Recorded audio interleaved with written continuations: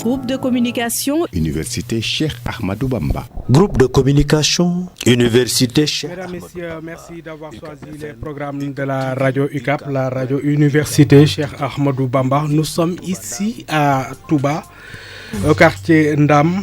Nous sommes là pour une heure, pour une émission spéciale. Nous avons l'honneur et le grand plaisir de recevoir des invités de marque.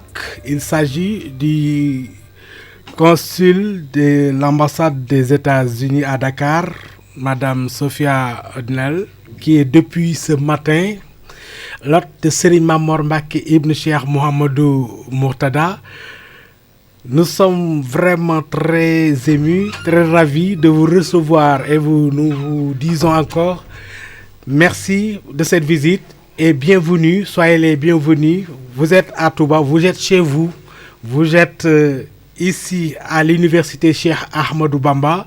Ça, c'est le groupe de communication. Serigne Mamor en est le promoteur. C'est lui également qui est le promoteur et l'initiateur de l'université que vous avez visité tout à l'heure.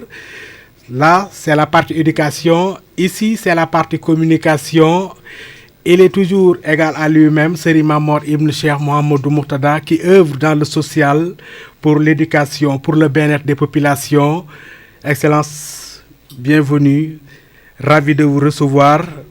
Nous vous donnons la parole pour saluer les populations, les nombreuses personnes qui vous écoutent actuellement au niveau de Touba et au-delà, parce que nous sommes écoutés un peu partout à travers le monde, sur les réseaux sociaux également. À Touba, nous sommes sur la 103.5. Sur l'international, nous sommes sur sunufm.com. Nous sommes également sur YouTube, également avec d'autres plateformes. Vous avez la parole pour saluer les auditeurs qui nous écoutent. Bonsoir. Bonsoir, merci. Salam alaikum. Jerejef, thank you, merci tellement pour nous recevoir aujourd'hui. I will speak in English, and I have one of my colleagues here today to translate.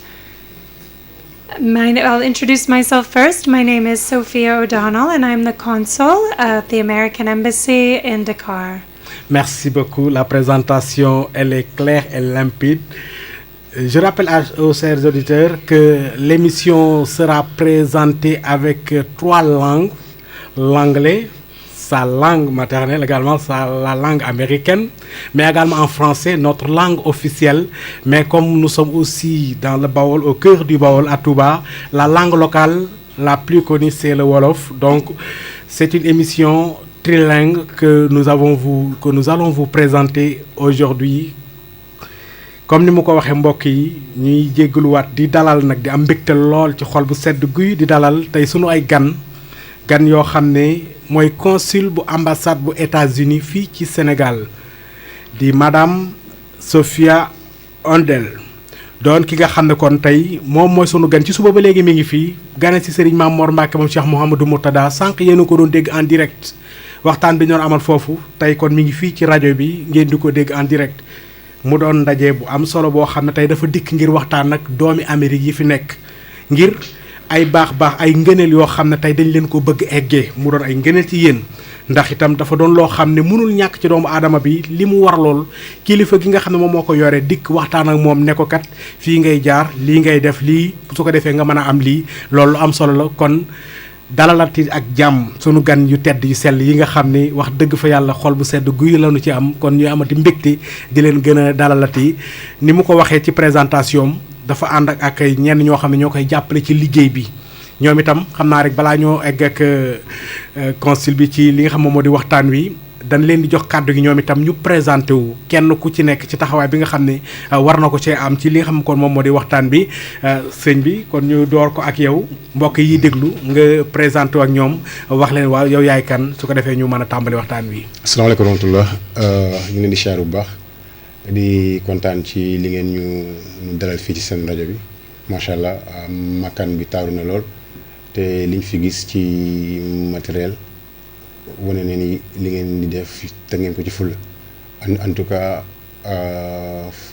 yeneen yi ñu gis ci àdduna bi ñuy gis feneen ak feneen yóbbul leen dara macha allah man nag maa ngi tudd Mamadou Koundoul maa ngi liggéey ci ambassade ba ñun ñooy nekk ci section visa yeeg ak mbirum kayit yi ñu war a jox américain yi jërëjëf kon soxna si moom mooy madame Djité wala madame Diakité madame Diakité yow itam ñu jox la kon nga nuyu ak mbokk yi. asalaamaaleykum waa Touba. asalaamaaleykum waa UCAB TV UCAB FM. maa ngi leen nuyu ku ci nekk ci sa tur ci sa sant. di leen jaajëfal ci taxawaay bi depuis ki suba ñu ngi nekk ak yéen te macha allah li ñu naan li ñuy wax tuddee bendeel bi xam ne cosaan la ci Touba te ñun. ak suñu kilifa bu mag bi dund nañ ko tey jii nii. donc man maa ngi tudd Awa Sy madame Diakité. maa ngi nekk ci département d'assistance aux citoyens américains. ñu nekk feeg suñu kilifa gi nii. pour ñëw tey nii dajeeg suñu naataango yeeg ak suñu mbokk américains yi nga xamante ni ñoom ñoo baaxoo fii biir Touba ñu ngi leen di jaajëfal. merci beaucoup jërëjëf ñu sant ko gërëm ko baax a baax madame Diakité mi nga xam ne moom itam wax dëgg yàlla bi ñuy yéewaat jotaay bi jot nañu déggante jot a leer lu bëree bëri ci li nga xam ne kon moom moo di taxawaay bi donc je vais revenir avec notre invité de marque pour passer dans le vif du sujet. Vous êtes aujourd'hui à Touba, mais avant d'aborder la visite, nous allons parler de l'ambassade des États-Unis, du consulat. Vous pouvez nous présenter les institutions, l'ambassade, le consulat. Certains ont du mal pour faire la différenciation. De quoi il s'agit exactement ces institutions? Est-ce que vous pouvez nous les présenter? Excusez-moi, j'ai pas bien compris le... En anglais. Oui, allez-y. Last question. Yes, he just wants you to explain in few words how the embassy is organized. What do we have there, and which sections, and also consular, what it means. Right, good. Thank you again, and what a pleasure it is to be here at UCAB Radio. Thank you for the opportunity to speak with you and with all of your listeners today. alors mu ngi gërëm ñëpp di gërëm waa rajo beeg ñëpp. ak ñi nekk di ñu déglu fépp ci biir réew mi. To briefly introduce the embassy, our embassy in Dakar is our representation of the United States and our partnership and our friendship with the country of Senegal. alors pour ci gàggatal ambassade moom mooy kër goo xamante ni moo fi représenté États-Unis mooy Amérique ci boppam. dëkk ba yëpp mënul ñëw day jël ab pàcc ci ay doomam ñëw fii Sénégal di ko teewal di ko taxawal di ko liggéeyal ci liggéey bi nag ci diggante Amérique ak Sénégal nu ñuy def ba diggante yi ratax ñuy def ba jàppalante bi di am seen biir. consul bi moom mooy lan. What the role of the consul? Sure. So I first just wanted to say that our embassy is led by Ambassador Michael Rayner, and we have, as you mentioned, we have a number of different agencies and sections at our embassy that partner with the government and the people of Senegal in a whole variety of sectors, from advancing our mutual interests in foreign policy to connections and partnerships in health and agriculture and development. alors njiitu ambassade bi nag mu ngi tudd Michael Raynor moom mooy ambassadeur bi maanaam moo ñu jiite foofu ñun ñëpp ambassade nag États-Unis soo ko xoolee ay services yu bare ñoo fa nekk maanaam banqaas yu fa nekk bëri na lool te ku ci nekk am na ci benn wàll bi muy liggéey donc ñoom ñëpp nag maanaam nu réew mi Sénégal ba bëree ay banqaas ñu am ambassade tamit noonu la am tamit banqaas boo xamante ni ku ci nekk mu ngi liggéey ak banqaas bu mu méngalool fii ci Sénégal li lépp nag pour mën a neexal diggante yi rataxal diggante ñaari dëkk yi. loolu kon doon lu am solo ci ñi nga xam ne kon ñoom ñoo ñuy bàyyi xel dégg ngeen ni mu ko leeralee kon ambassade bi boo ko déggee mooy këru Amérique fii ci Sénégal ndax tey Amérique dañoo am ab lëkkaloo ak Sénégal tey ñu war fi am kër goo xam ne tey seen kër la tey boo demoon ambassade Amérique fii ci Sénégal tey sa Dakar foofa Amérique la suufus Amérique moom moo fa nekk nga xam ne tey doomu Amérique yépp lañ am sañ-sañ def ko moo xam New York moo xam feneen ci Amérique fu mu mën a doon am nañ sañ-sañ ba foofa noonu kon foofu seen kër la kon loolu noonu la ko leeralee mu doon kon liggéey bu am solo boo xam ne kon mat naa xam thank you merci beaucoup pour ces précisions et pour ces éclairages pour venir surtout vos fonctions vous en tant que consul quelles sont exactement vos fonctions? Votre rôle, c'est quoi exactement, vous? Yes, thank you for the question. So my role as the consul, principally and most importantly, is for the protection of our citizens, United States citizens, who live or reside or travel to Senegal. So that is my number one role, is for the protection of American citizens. We also, in our consular section, we also work hard to facilitate Senegalese travel to the United States. So we process immigrant visas for family members of American citizens, Senegalese family members who will immigrate to the United States.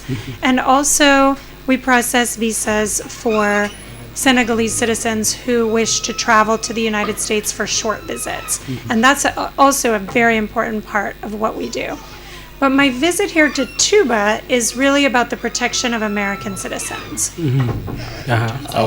nañ ko waxee woon sànq ci banqaas ay nekk ci ambassade. waaw consul moom moo féetewoo doomu Amérique yi ne fii ci réew mi. yi nekk fii ci réew mi. maanaam ñee bu ñu lijjantee mbirum xaalis. ñee lijjanti mbirum kaaraange ñee lijjanti moom américain yi ñu woowee américain am kayitu américain. moom loolu mooy liggéeyam bu jiitu mooy ñooñu ndax ñu ngi si jàmm ndax seeni mbir ñu ngi koy lijjanti ndax seeni kayit ñu ngi koy jot ndax ñu ngi am seeni passeport ndax seeni doom bu ñu juddoo ñu ngi leen di déclarer donc soo xoolee dafa mel ni rek nga jëloon état civil wala lu mel noonu nga xamante ni nit ñi la toppatoo loolu moo njëkk a nekk seen rôle xool ndax américains yi ci réew mi ndax ñu ngi si jàmm ndax voilà seen dund fii Sénégal mu ngi jaar ci yoon.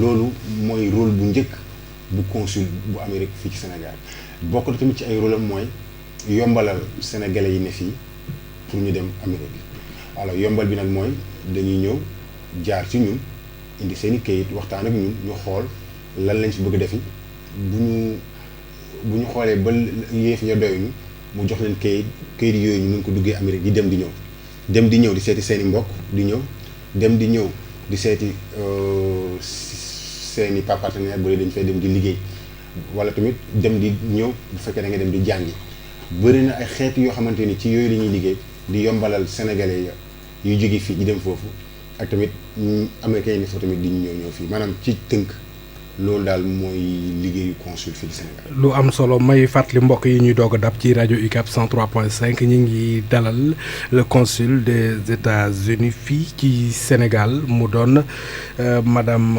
Olnel mi nga xam ne kon ci sooba léegi mooy gan gi li ma ko laaj sànq kon moom mooy liggéeyam consul bi ngir mu gën ñu ko faram-fàcceel wax na ko itam mooy taxawu doomi Amérique yi nga xam ne ñoom ñoo fi nekk peut-être pour gën a xuus rek ci même lancé boobu sax duñu ko sori est-ce que vous pouvez revenir sur les principaux services consulaires que l'ambassade des États-Unis offre aux citoyens américains qui résident au Sénégal. Yes, so I'd like to talk a little bit about the importance of American citizens living or traveling in Senegal and what services that we can provide for them. I think one of the most important things that we do for them is keep people's documents up to date. As you know, it's very important to be documented as a citizen in order to demonstrate that your citizenship is from the United States. So children who are born to American citizens in Senegal should come to our embassy to be documented as U.S. citizens. Then they should also keep their passports current. It's incredibly important to have a valid passport and not let your passport expire. And that's something that we also help Americans with at our embassy in Dakar. Alors léegi nag xam nga soo ne ay américains yuy dund. waaw ci benn réew ay bu nekkul seen dëkk. waaw da ngay jàpp ni dëkku jàmbur lañ nekk. waaye li muy boo demee dëkku jàmbur da ngaa war a yori kayit. say kayit daa war a mat. donc ñun ci loolu lay dox moom ci loolu lay dox maanaam da bëgg na américain bu ne fii ci Sénégal kayit ya nga war a am nga am ko. bokk na ci kayit ya nga am kayitu juddu américain wala kayit bi firndeel ni am nga nationalité am américaine boo ko amee maanaam foo toll war nañ fexe ba boobu kayit maanaam di méngoog ñu ci jamono suñ jëlee lu mel ni passeport su dee da nga nekk dëkku jàmbur nekk ko Amérique foo toll sa passeport boobu war na nekk passeport bu baax passeport bu yenu maanaam ak tamit fu américain amee doom fii ci Sénégal ñu fexe ba doom ja mën a jot ci ay kayitam maanaam say waajur américain la ñu def lu ñu mën ba xale bi jot ci nationalité américaine boo xamante ni papaam moom la koy jot soo xoolee daal loolu noonu bokk na ci li nga xamante ni moo gën a moo gën a fës daal ci nu mu tudd taxawaay bi. C'est clair et limpide les réponses. Vous êtes à Touba. Vous parlez de citoyens américains. Vous venez à Touba. Les Américains sont ici à Touba. Le sens de votre visite. Yes. In fact, we don't know how many Americans exactly live in Senegal, but we know that a good number do live in Senegal and especially in Touba. Because remember, Americans don't all look like me. Many Americans are dual nationals and have dual nationality with Senegalese. So we believe and we know that there are a great number of Senegalese Americans who reside here in Touba. waaw su ñu ñëwee fii ci Bawol nag. waaw di wax waxu américain. waaw dina xaw a yéeme tuuti. waaye su ñuy wax jamono ji américain nekkatul rek ku weex. wala boo koo xam ne da nga koy xool sax xam ni kii bokku ci dëkk bi. déedéet tey jii tubaab bi li fi nekk di dox ci ay américain lim bi jéggi na doy. kenn xamul nu mu toll. waaw Sénégal tamit mënuñu wax tamit ni ñaar fukki américain ñoo fi nekk wala téeméer américain lu am solo mooy ñu ngi fi te bëri nañ fi lool. alors am na américain yoo xamante ni dañoo nekk xaaj américain nekk xaaj sénégalais. ñu am ay kayitu américain am lépp donc ñooñu noonu daa bokk ñun ci sunu liggéey ñu leen di lijjanti di leen toppatoo voilà loolu daal bokk na ci tax tey ngeen bi gis ñu fii ci Bawol bi. leer na peut-être pour parler des documents. Vous avez parlé de renouvellement de passeport, diplôme de passeport américain et autres documents. Pour avoir ces documents, le citoyen américain qui réside actuellement au Sénégal, qu'est-ce qu'il doit faire?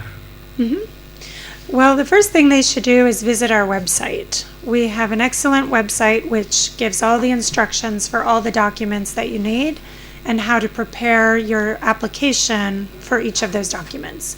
So, for example, when I said we know that there are many American citizens who live in Senegal and in Touba, a lot of them are children. A lot of them are children of American citizens who live in the United States, but the children are here in Senegal. And their American parent can transmit citizenship to them if they meet certain requirements.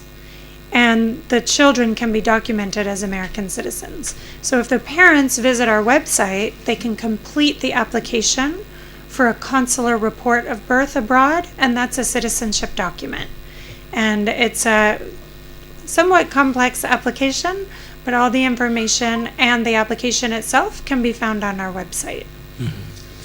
Alors la ñuy liggéey ci ambassade ba nag ak li ñu indi tey jii pour citoyens américains yi fi nekk boo xoolee lépp mu ngi ci site internetu ambassade bi maanaam bu dee soo ko xoolee ñoom seen léegi lépp ci xarala la leen ko dugal seen dëkk tamit nu mu tudd dëkku xarala la maanaam du dëkku kaay jàppale ma ci lii kaay woon ma léeg-léeg lépp la ñuy def ci site internet ambassade bi lu waaye mënti soxla ci këyit maanaam bépp américain bu ne ci réew mii bépp këyit bu mënti soxla bépp soxla boo mënti am ci ambassade bi soxlawul ngay dem laajte bi soxlawul ngay daw déedéet léppam ci site ambassade bi boo fa duggee am na këyit yoo xamante ni mooy pour ñu war a déclarer seeni doom ndax suñu wax naan américain yaa ngi fii Sénégal lu ci ëpp ci ñoom ay xale yu tuuti de ñu tuuti waaw so mag ña la ca niiw lañ mooy américain ya am doom fii Sénégal dañuy jël nationalité bi jox ko seeni doom waaw mais kayit boobu tamit mu ngi ci site bi soo amee sa doom nga bëgg mu am ay kayitu américain te fekk yow am américain nga la nga war a def yëpp fa nga war a jaar yëpp ba sa njaboot ñëpp ci am suñu kayit lépp ci ñu tudd site bi donc ñoom suñu communication lu ci gën a am solo lépp ci site maanaam ci site bi lañ koy def dañuy fexe ba def site bi mu nekk loo xamante ni boo fa duggee day yomb day leer kayit ba nga mënti soxla boo demee da nga ko fa fekk su ma la joxee ci xayma ci maanaam ci tënk passeport boo ko soxlawee boo duggee si site bi di nga gis kayit ba nga war a remplir pour sa passeport di nga xam ñaata nga war a fay di nga xam foo war a jaar tamit ba déposer pour ñu changer sa passeport genre yooyu daal ay ci loolu lañ nekk. mu doon lu leer loo xam ne kon itam leeral na ko ci kayit yi nga xam ne mën na koo wutal doomu Amérique yi nga xam ne ñoom ñoo fi yewwoo bu ñu waxee Touba itam mën nañ ko yaatal ba ci Sénégal yëpp nag ndax li ñuy wax muy valable fii moom valable ci yeneen localités yi nekk ci Touba te ñu fay dégg fu mën a doon ci Sénégal daanaka loolu itam mooy la fa valable te itam lu mat a bàyyi xel la peut-être aborder dans le même sens on va parler des visas peut-être certaines personnes qui ont eu l'information que le consul des États-Unis sera à Touba. Il voulait se profiter pour dire c'est l'occasion pour moi de se frayer un chemin pour aller aux États-Unis. Est-ce les Sénégalais entre guillemets qui sont là et qui voulaient partir en Amérique, est-ce ça fait partie de vos prérogatives pour les trouver une solution pour réaliser leurs rêves? Sure, and I'd be happy to answer more questions about visas, and most of that information is also found on our website. But I just wanted to also say a few more things about our services for American citizens while we're here. Mm-hmm. One of the most important things that we provide for American citizens in Senegal is information. So we have a lot of information about security, people's health, safety, and security that we can pass along to American citizens who are overseas if they register with us. So it's really important for American citizens or parents or family members of American citizens to register at our website, what we call the Smart Traveler Enrollment Program, so that they can receive information updates. If there are emergencies, those could be like natural disasters or emergencies, conflict, or health and safety information. waaw li nga laaj am na solo. waaw te wax dëgg yàlla mooy lu ëpp lu ñuy jot ci ay laaj ci réew mi waaye comme sànq fa ma la ko waxee nee naa la. def nañ lépp lu ñu mën def nañ pexe yëpp. ba lu waaye mënti soxla ci information. jëm ci yooyu visa. walla xam nga ni boo duggee ci site ambassade ba. da nga ko fekk lépp. mais nag comme que tey dañoo ñëwoon pour mbirum citoyen américain yi fi nekk. waaw. dafa doon bëgg encore continuer waat ci point boobu. xëy na peut-être ñu ñëwaat ci. waaw mooy lu gën a benn ci gën a am solo lu tax bureau consul bi taxaw. waaw mooy fexe ba américains yi di jot ci information. ndax nee nañ ku am information. waaw mooy am nga lépp. ku njëkk jot ci maanaam ku njëkk am ci information bu baax. waaw boo ko jotee mooy yow presque yow sa dund lu ci ëpp. lu mu tudd yombal nañ la léegi nag information yooyu naka la demee mooy. am nañu bëgg nañu fu américains yi nekk fii ci réew mi.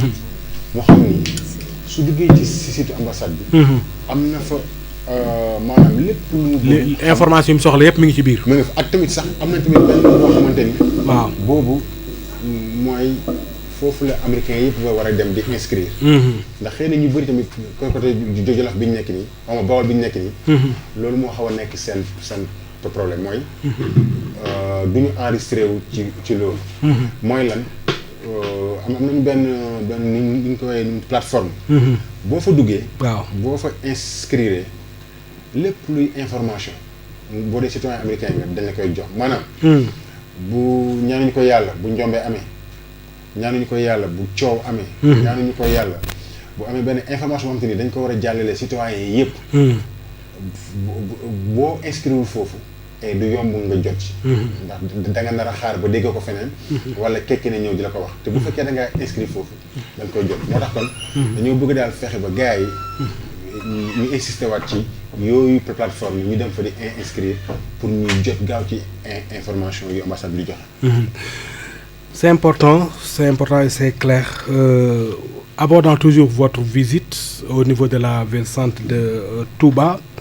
Vous avez prévu une rencontre avec les citoyens américains ici? C'est une question.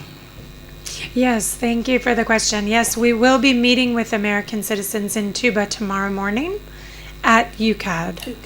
At UCAB, right? UCAB. Yeah. waaw incha allah. bu subaa incha allah ci fukki waxtu. bëggoon nañ daal képp kuy américain te nekk ci tund wi. nga fekk ñu UCAB. yaakaar naa mooy université. Cheikh Ahmad Bamba bi nekk Ndaam. waaw fii daal incha allah suba 10h. 10h30 10h30 am na bëgg nañ daal ñun ñëpp ñu teel a ñëw ñu waxtaan ak ñoom ñu jàkkaarloo ak ñoom bu ñu amee lu ñuy laaj ñu laaj ñu nit bu ñu amee lu ñu leen di wax ñu wax leen ko ak tamit ku ci am tamit ay kayit yooyu war a lijjanti ay kayit yoo war a leerlu incha allah suba boo ñëwee fii ci Ndaam ci UCAB incha allah di ñu gis. ok mu doon lu am solo kon suba ak jàmm incha allah 10h30 fii ci Ndaam mooy ci institut Al Azhar bi ci université bi bu ngeen dikkee kon foofu ëllëg ak jàmm. Par rapport à cette rencontre y a des invitations spéciales pour participer ou tout citoyen américain qui réside ici a le droit de venir participer librement à cette rencontre? Yes, thank you. American citizens who want to participate, or their parents, their family members who want to participate in tomorrow's meeting, should send us an email at dakartownhall@state.gov. waaw incha allah bu subaa daal. waaw. nu mu tudd ndaje mi. waaw pour américains yi la. ak waajur yoo xamante ni dañoo am seen njaboot américain. mais ku ci bëgg a teew nekkul rek da nga ñëw rek ne maa ngi nii. am na benn adresse email boo xamante ni ñoom ñëpp foofu la ñu war a envoyer seen réservation maanaam da ngaa war a réserver yëglu. comme ça ñu teel a xam. ndax mën nga kan bokk mooy ñëw ak ñaata ñoo ñëw. te yaakaar naa ni boobu adresse joxoon nañ leen ko. mën nañ ci ñëwaat. waaw. su fekkee ni kam bam tuddaat. Yeah. Dakar Dakar Town Hall Dakar Town Hall at state.gov. state.gov voilà mu ngoon. waaw.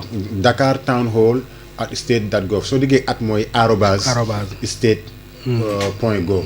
incha allah ku fa gaaw enregistré wu tey fii ak suba. waaw. incha allah dinañ boo ñëwee ci xew ma suba incha allah. diñ ca bokk. incha allah rabi kon mu doon lu leer xam naa bu fekkee mënoon na ñu may auditeurs yi déglu tuuti xëy na ñu mën a leerlu quelques questions ci ñi nga xam ne ñoom ñoo ñuy dégg bëgg leerlu dara ci Amérique ak américain yi fi nekk ak jotaayu tey bi mu doon loo xam ne kon lu am solo la ci 33 976 09 09 c'est une occasion de permettre aux citoyens américains qui résident actuellement à Touba particulièrement, mais au Sénégal d'une manière générale, de poser des questions pour avoir d'amples informations concernant la rencontre de demain surtout.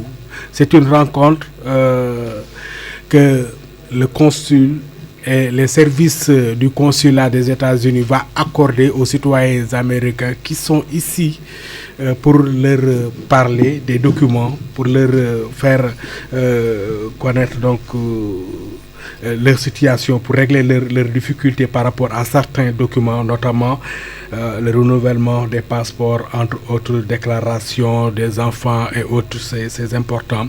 Kon mbokk yi mu doon lu am solo ñi nga xam ne xëy na bëgg na noo leerlu dara ci ndaje mi nga xam ne ëllëg ak jàmm consul bu États-Unis mi ngi nii toog war ko séq ak doomi Amérique yi nga xam ne ñoom ñoo fi nekkoon fii lañu koy defee ci école Al Azhar yi ci université bi di UCAB kon suba bu 10 heures jotee lay doon kon képp koo xam ne xëy na bëgg nga caa leerlu dara kon mën nga woote ci 33 976 09 09 ku fa am sa doom wala sa mag joo xam ne kon américain la wala sax mu doon yow wala ku mën a doon si mbokk moo xam ne am nga ko fa te bëgg a leerlu ci wàllu woowle ci këyit yi nga xam ne këyiti Amérique la nga soxla ko fa leerlu kon loolu moo tax service consulaire yi ñoom ñu ñëw ngir mën a waxtaan ci ak mbokk yi mu doon loo xam ne lu am solo la tax nag tey jii consul bi ci boppam moom moo ñëw toog ngir mën cee leeralal lu bëree bëri ci li nga xam ne kon moom moo jëm ci këyit yi dañu ko fay soxla ci liggéey bu am solo bi nga xam ne kon def nañu ko fa peut-être rappeler aux auditeurs que nous sommes en direct sur la 103.5 la radio UCAB, la radio université Cheikh Ahmadou Bamba.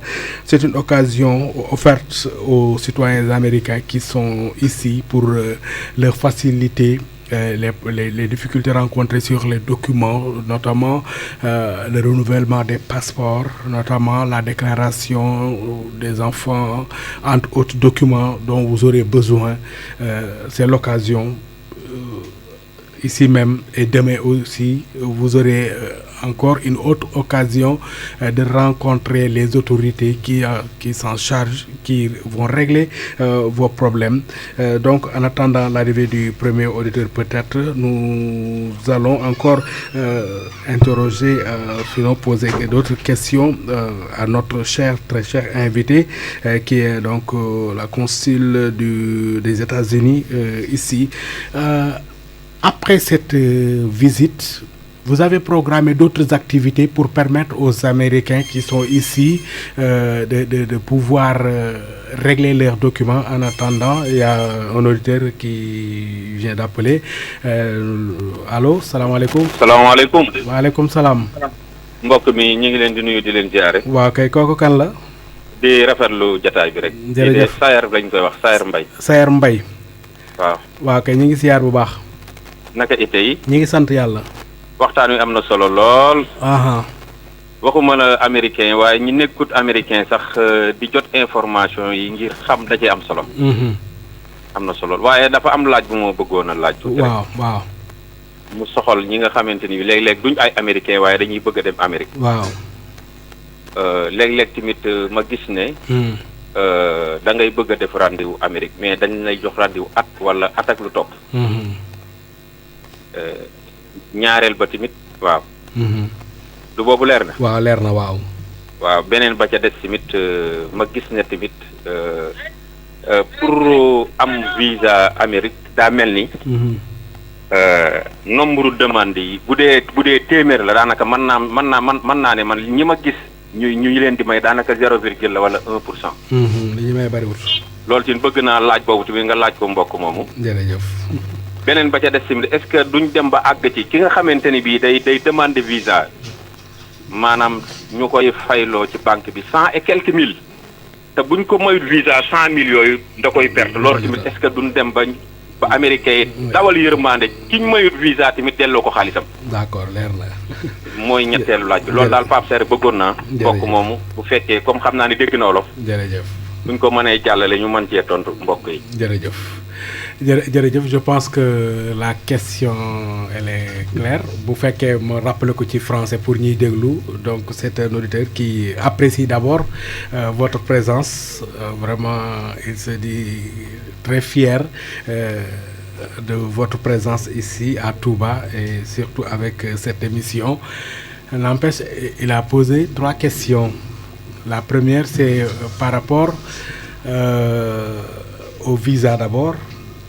Il s'inquiète sur la durée pour les rendez-vous, 1 an des fois, pour avoir une réponse pour les visas. L'autre question, c'est par rapport toujours au visa. Certaines personnes qui demandent des visas et qui payent des fois même c'est 100 000 francs CFA et qui n'obtient pas son visa et qui ne sera pas remboursé.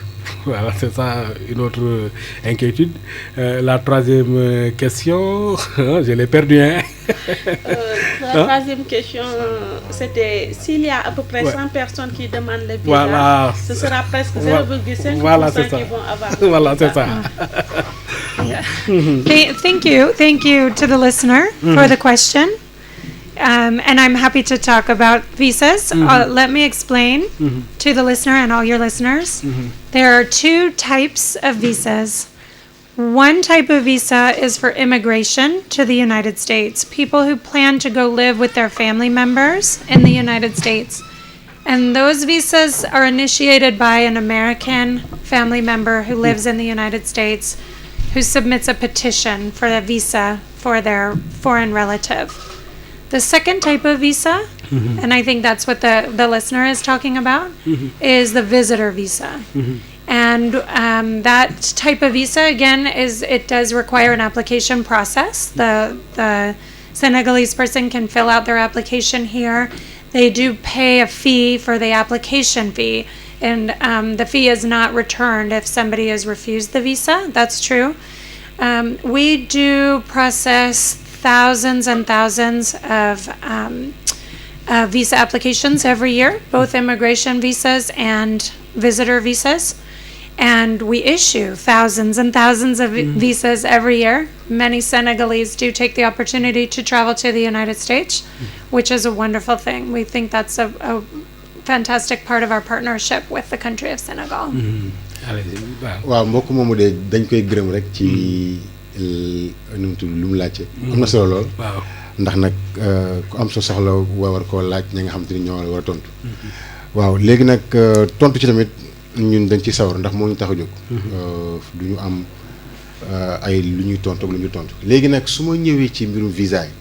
dafa am nag lu ci bëri maanaam lu ñuy dul xam maanaam réeróo bi dafa bëri trop ndax waxu visa nit ñi dañ koy jóg rek dëgg rek bëgg rek tëb ku ne bëgg dem uti ko dafa am ay catégorie yu bëri yu am dafa am ay xeetu visa yu bëri yu am te bu ci nekk ak lam laaj bu ci nekk ak fam war a jaar ci ma jox la ci tegtal am na bu ñu wooyee visa regroupement familial loolu bu dee da ngaa am sa borom kër mu nekk Amérique sa borom kër day dem foofu ci Amérique am na fa ay bureau yu ñu wooyee ay bureau immigration dafay dem mu dugal fa ay kayit mu ne sama soxna see nekk ca nu mu tudd ba Bawal laa bëgg mu ñëw ñu am ay kayit duñ ko laaj mu joxe yooyu kayit su kayit yi ma matee mu teg ci mu ne bëgg naa tamit samay doom tamit sama njaboot ñëwaale ñooñu ñëpp mën nañ leen defaral ay visa ñu dem fekki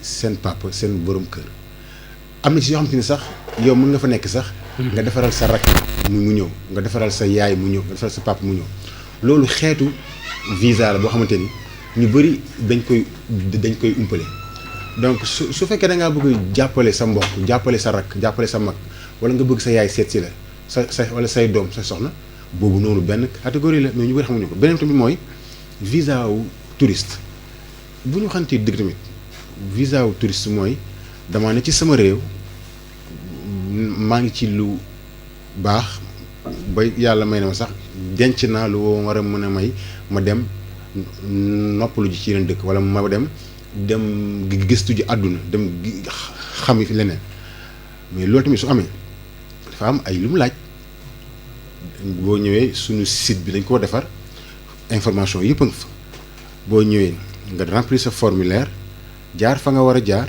boo ñëwee nag yaa xayti soo jàkkaarloo kay maye boo ko waxee sa fulla moom bu xoolee après nag ci moom la des ndax la nga ko wax doy na ko mu may la wala ndax doyu ko waaw loolu ci. léegi nag tamit nit ñi tamit da ngay gis ku naan dama nu mu dugal sama xaalis waaw kenn mooy moom dañ ma ko war a delloo léegi soo xoolee yow dëgg la ba nga ne da nga am yéene dem uti visa da ngaa ñëw fekk fa benn site bu ñu defar site ba nga dugg fa remplir sa formulaire def lépp site boobu noonu daa am ñu ko defar daa am ñu koy toppatoo daa am ñu fa nekk di liggéey. boo paree nga ñëw ci ambassade ba ca bis ba boo fa ñëwee da nga fa fekk nit ñu la dalal da nga fay fekk nit ñu la sécuriser boo ñëwee nga dugg ci biir bërëb bi muy bërëb bu bakkane comme suñu seen bërëb bii ñu nekk dëgg la moom duñ fa joxe lekk duñ fa joxe naan mais soo ñëwee. dinañ la dalal nga maanaam mais ba bërëb boobu noonu. ak la fa nekk yëpp dañ koy fay ay maanaam dañ faa def ay koppar. kon yow mi ñëw di ñaan sa xaalis boobu nga joxe moo tax loolu noonu am léegi beneen bi mu ne xaar bi dafa yàgg xaar bi nag moom fa niñ toll nii moom bu dee visa wu touriste nu mu tudd yàggatul ay weeru sori bu dee nag pour dajale sa famille comme bu ma njëkkoon wax bi boobu moom waaw boobu day xaw a yàgg tuuti ndax boobu soo ñëwee tey boo dee daa am ñoo fekk ci yoon bi ñooñu la ñuy jël ba pare balaa yow ngay ñëw te comme que tamit bu ñu xoolee ci xayma ci suñu réew mi ñaa nga xamante ni ñoo ne fële tey ji Amérique nekkatuñu benn nekkatuñu fukk ay junni lañ fa bu ku ne bëggee indi jabaram indi doomam indi ndeyam ak baayam wala ay mbokkam nu mu tudd xaar bi day yàgg te kayit yooyu bu ci nekk day jël temps pour ñu xool ko. donc yaakaar naa ni foofu loolu mooy ñett yi léegi nag waaju naan est-ce que la ñuy maye bëriwul en tout cas lu am daal moo di ni xam nañu moom ay junni nit ña ngi fay ñëw di ñaan si waaye ci junni yooyu tamit am na ay junni ya ñuy may. ñoo xam ñuy voyage ñuy dem ak ñëw. voilà am na solo kon mbokk yi mën ngeen def ne Saer Mbaye moom mu woote léegi ci 33 976 09 09 c'est important en attendant l'arrivée de notre auditeur pour poser certainement des questions pour pouvoir avoir des éclaircissements par rapport au fonctionnement du consulat et des documents au niveau de l'ambassade. Toujours parlant de la rencontre de demain et la question concernant la préoccupation des Américains qui sont ici, vous avez initié d'autres rencontres, d'autres initiatives pour permettre aux Américains qui sont ici de pouvoir satisfaire leurs demandes dans d'autres occasions, à Dakar ou dans d'autres circonstances? Vous n'avez pas compris? Alors, do we have another program for the regions or we Voilà, yes, c'est ça. thank you again for the question. Yeah, we do. We have done different programs throughout Senegal, and we'll continue to do that. Yeah. waaw ñun nag soo xoolee. waaw suñu genre voyage bii nii. waaw lii daa bokk ci suñu liggéey. ok maanaam du boo xoolee weer wu ne. waaw am na ruq yu ñuy dem bu ci ngeen réew dem. mi daje fa ak américains ya fa nekk. jëflante ak ñoom comme nii. rajo bi ñoo tamit boo xoolee. waaw bëri na ay rajo yu ñuy jaar ci dëkk bi fu ne. dañuy dem sax ba bay génn Sénégal ndax ñun nekkuñu rek ñoo couvrir Sénégal. ak Guinée-Bissau. And Guinea-Bissau. ak Guinée-Bissau. donc foofu tamit dañ fay dem. di def comme yi mel nii. mbokk bi salaamaaleykum. salaamaaleykum. maaleykum salaam. sëñ Kasseer maa ngi lay siyaar. waa kay jërëjëf kookal la. mbaa ngi tudd Serigne Modou Niang nekk Mbacke Bawal. sëñ Modou Niang Mbacke Bawal. naka waa ICA mbaa ñëpp. waaw ñu ngi sant yàlla bu baax alhamdulilah. waaw waa ji li muy wax am na solo lool de. waaye dafa fekk ñu ñuy nekk ay gone daanaka dañuy dugg ci ay lijjanti kayit yoo xamante ne daanaka duñ ko lijjanti. waaw. te xamuñu fu ñuy teg suñu tànk te arnaque yi daa bëri lool. waaw bu ñu yàlla defalee nag lu mel ni ñu am ko suñu dëkk bi kon nag dañ koy sante yàlla rek. te tamit bëgg nañoo xam tamit naka ak naka leen war a mën a jaaree du mën a déposer ci loo xamante ne lu mucc àddi lay doon. loo xamante du am arnaque du am dara parce que jamono ji moom ñëpp xam na ni jamono ji daa wóor di. maanaam su ma ko doon reposer waa sa question mooy ki bëgg a tukki Amérique ban yoon la mën a jaar teg ko ci yoon te du ci sonn du ci am jafe-jafe. ah. ma ne su ma doon posé waat sa question. ki dëkk ci réew mi ci Sénégal. te bëgg a tukki Amérique ban yoon la mën a jaar lépp tegu ci yoon te du ci am jafe-jafe. waaw loolu laay laaj. jërëjëf leer na jërëjëf. How can we safely get visa so avoiding scams, avoiding all malfeasance? Yeah, thank you very much for that question. That's something we worry a lot about. We really do not want Senegalese or anybody falling victim to scams. So the best advice I can give to everyone is really to follow the instructions at our website and our website only, which is sn.usembassy.gov. Has all the right links to our visa application and the instructions. And people should complete their visa applications themselves and complete them truthfully. So people should not listen to others. There's no formula for being approved a visa. There's no specific information. So people should not be persuaded by others who say, if you say one thing, you'll get a visa. If you do one thing, you'll get a visa. A visa can never be guaranteed. The most important thing is that people complete their applications truthfully, and all of our visa applicants come and speak with a consular officer about why they want to travel to the United States, and they should be careful just to be truthful during that conversation. waaw mbokk moom de dama koy gërëm bu baax. ndax la ma laaj ci daam solo. ndax dañoo xaw am nag ay taarix ci réew mi.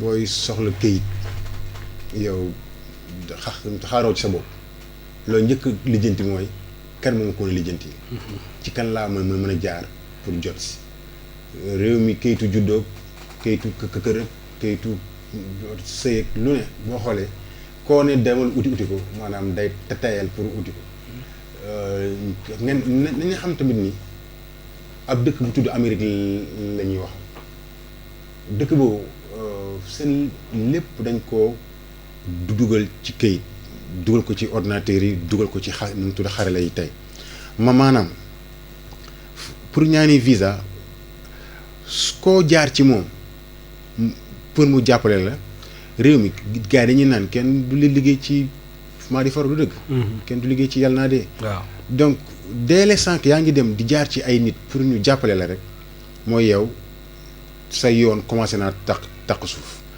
ndax dinañ la xalaatal loo xalaatul dinañ la dugalal ci say kayit loo maanaam loo sabluwul yenn saa yi ñu wax la sax loo xamante ni waroo ko wax dinañ la boo fa demee boo jàkkaarloog moom nanga mu nekk loo xamante ni ñun wax dëgg yàlla daal daa mën a ñàkk mbirum visa muy si ñun muy beneen réew bu mënti dina doon ci àdduna ni nit ñi xam ni àdduna dox na àdduna dafa dox lu bëri mbirum këyit yow sa bopp yaay jóg nga xool lañ lay bindal ci këyit yi lu gën nag mooy nga defal ko sa bopp dem jël ordinateur bi formulaire baa ngi fa nga topp lañ fa wax fa nga bëgg a dem nga ne fii laa bëgg dem lii laa bëgg a defi nangam boo demee loolu nga am loolu moo la tax a jóg nga dem jàkkaarloog ñoom ndax ñun lu raar la ñuy def par rapport ak yeneen ambassades yi ñun boo ñëwee ak nu mu mënti demee di nga jàkkaarloog américain bi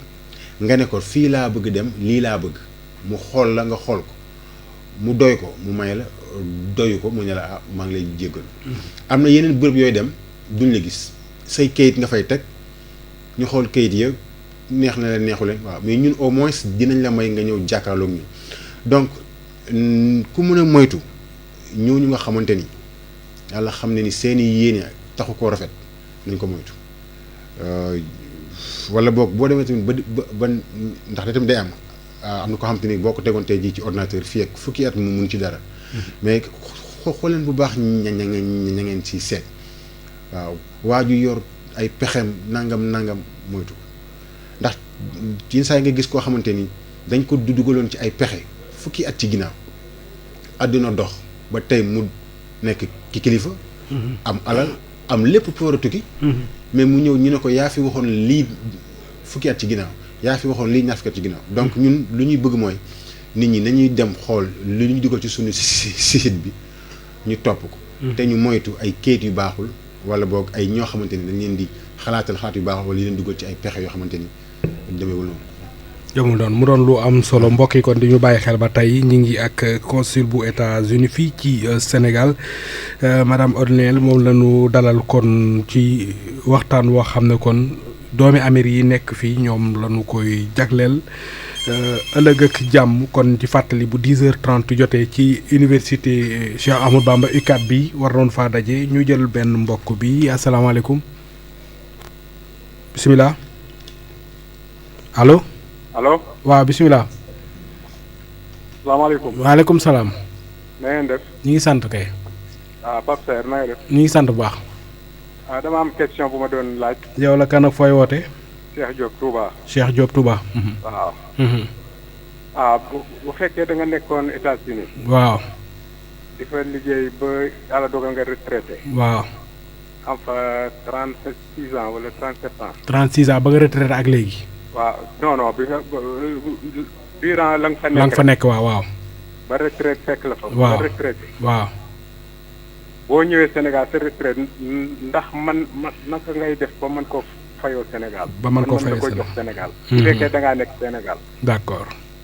ba xam loolu lu mën a nekk. foofu yow daal foofu nga retraite def nga fa 36 ans retraite fa la fekk. fa la ma fekk waaw léegi nag nga bëgg sa fayeeku nga di ko fayeekoo fii. waaw léegi nga retraité foofa di fa fay waaye da ngay ñëw fii académie foofa daal. boo bëggee fayeeku da ngay dem ba foofu fayeeku léegi nga bëgg sa fay di la fekk fii.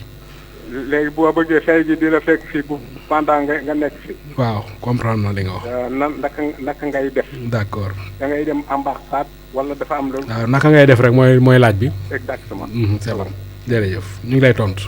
Yes, his question is about armed seats or Senegalese who've been there, who worked for years and who retired, how they can get their Social Security benefits. Because sometimes they lost and they don't know. Most of the time they're going there, get it and come back. So is there a way to just get it from here? Yeah, there is. Yeah.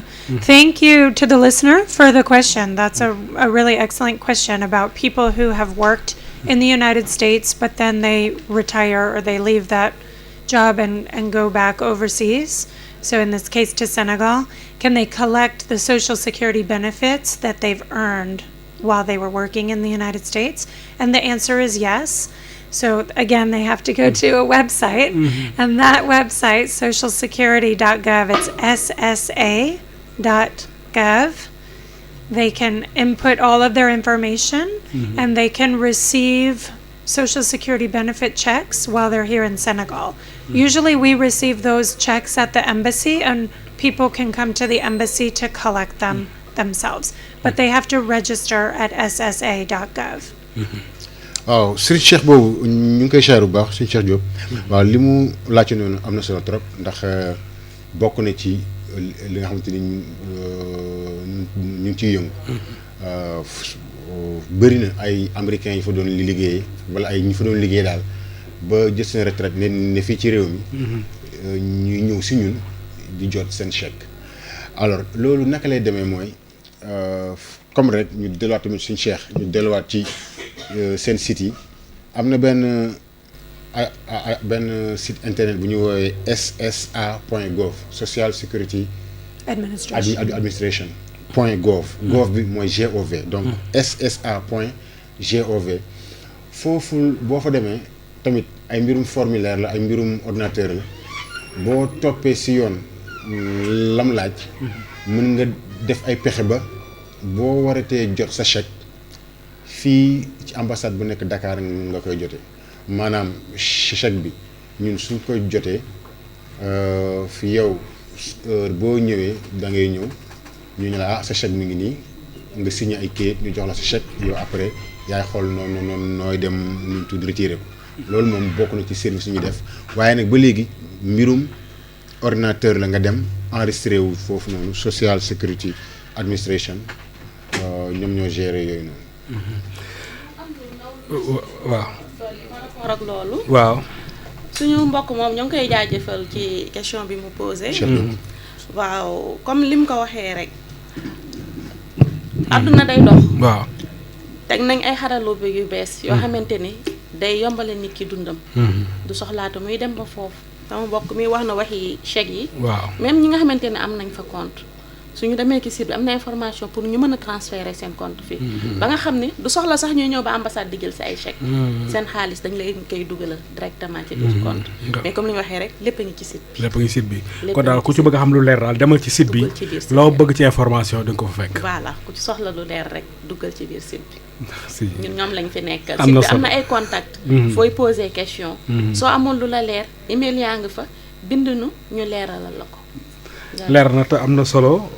Peut-être on est arrivé au terme de cette émission. Peut-être les mots de la fin.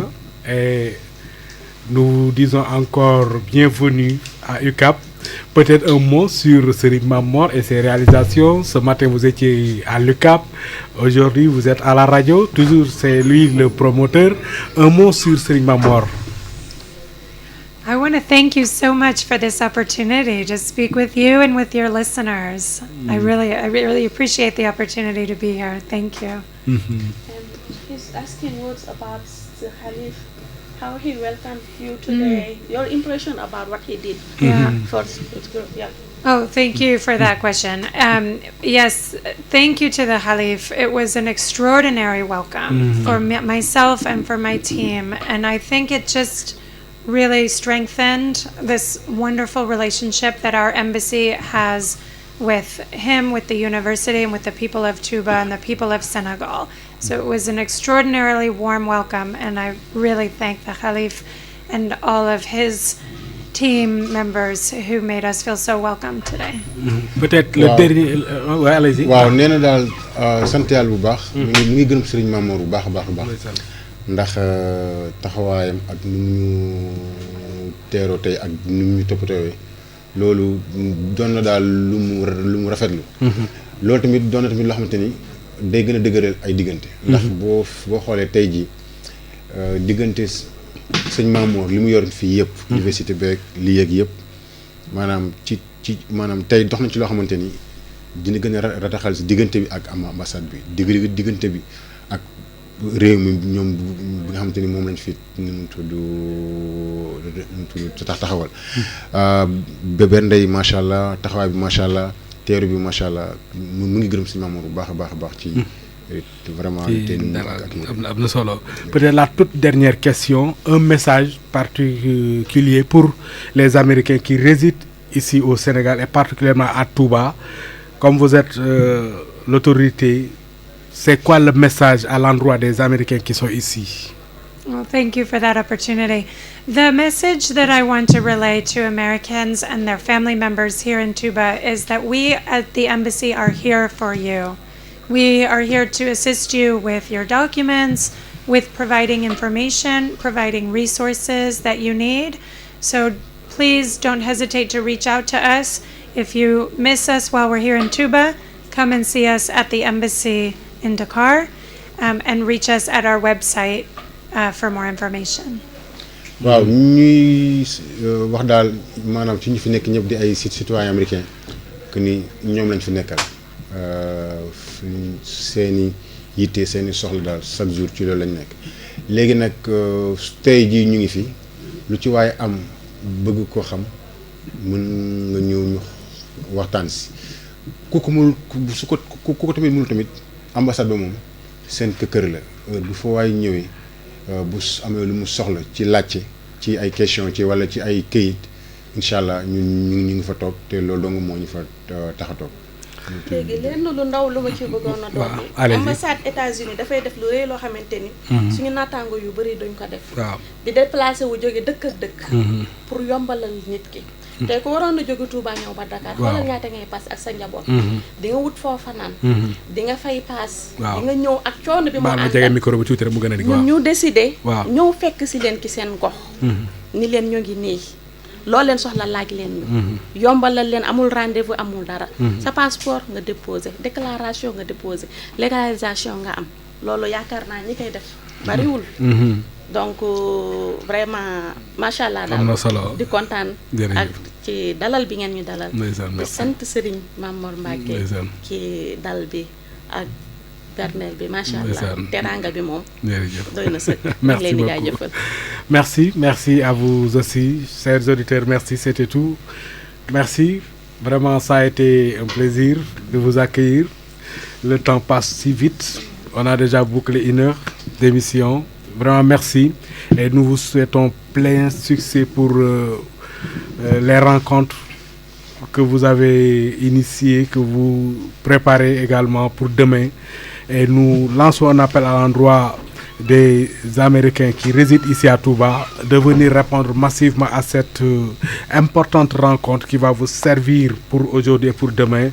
Encore une fois, bienvenue et merci. Et nous vous souhaitons le meilleur pour votre mission. Vraiment merci encore à vos collaborateurs également, particulièrement à Madame Diakiti. On a eu l'occasion de se parler au téléphone pour la préparation de cette émission. Vraiment, ça a été un plaisir. Encore une fois, jërëjëf. Jërëjëf, c'est à nous de vous remercier vraiment. Merci beaucoup. kon mbokk yi jërë ngeen jëf ñu sant leen gërëm leen bàyyi leen ak programme rajo UCAB 103.5 téeméer ñett yu tombal juróom jërëjëfati. Groupe de communication Université Cheikh Ahmadou Bamba. Groupe de communication Université Cheikh Ahmadou Bamba.